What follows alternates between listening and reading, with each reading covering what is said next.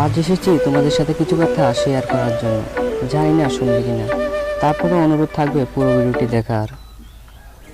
প্রত্যেক মানুষেরই জীবন চলার পথে কিছু না কিছু স্বপ্ন থেকেই থাকে।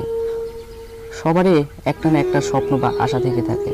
তেমনি আমার একটা আশা ছিল যে আমি একজন ইউটিউবার হব, আরেকদিন ইউটিউবে সফল হব। বেশি বড় না হোক, একজন ছোট ইউটিউবার হলেও চলবে। জানি না আশাটা পূরণ হবে কিনা, তারপরও কিছু কথা বলে যাচ্ছি।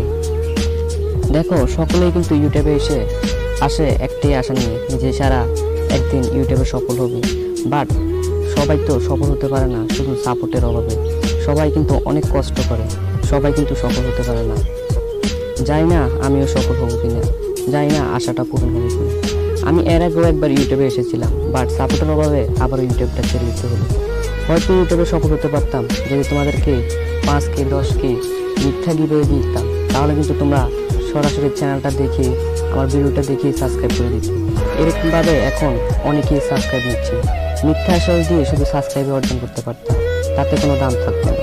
মিথ্যা আশ্বাস দিয়ে সাবস্ক্রাইব অর্জন করা যায়, তাতে সাপোর্ট পাওয়া যায় না। সাবস্ক্রাইবের থেকে মেন হলো ভালোবাসা আর সাপোর্ট। সাপোর্ট ছাড়া সাবস্ক্রাইবের কোনো মূল্যই নেই। আজও আমি এই চ্যানেলটিতে ভিডিও কন্টিনিউ করতে পারিনি, তার কারণ হলো আমার কোনো নিজের মোবাইল ফোন নেই। নিজের ফোন থাকলে তোমাদেরকে কন্টিনিউ ভিডিও দিতাম। আজও আমার একটা মোবাইল নেই, মায়ের মোবাইল দিয়ে এডিট করতে হয়, ভিডিও আপলোড দিতে হয়। যেদিন ভিডিও আর এডিট করা শুরু করি ওই দিন আর খেলাটাই হয় না, আর যদি একটু খেলতে পারি তাহলে ওই দিন আর ভিডিও বানানো হয় না। সব কিছুই পরিস্থিতির শিকার। আজ মধ্যবিত্ত বলে তোমাদেরকে কোনো বড় বড় গিভওয়ে দিতে পারছি না, তারপরেও মাঝে মাঝে তোমাদের গিভওয়ে করার চেষ্টা করব, ছোট ছোট গিভওয়ে দিয়ে থাকবো। দেখো, অনেক ইউটিউবারে তোমাদের কিন্তু মিথ্যে গিভওয়ে দিয়ে কিন্তু তারা অনেক সাবস্ক্রাইব অর্জন করে নিচ্ছে।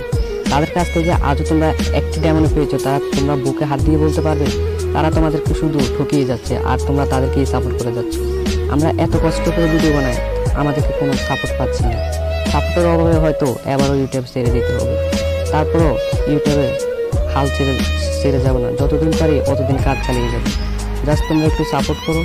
জানি না এত কিছু বলার পরও তোমাদের কাছ থেকে সাপোর্ট পাবো কিনা। কিছু কিছু ইউটিউবার বড় হয়ে তারা অহংকার বোধ করছে, তারা কাউকে হেল্প করছে না, তারা অহংকারী হয়ে উঠছে।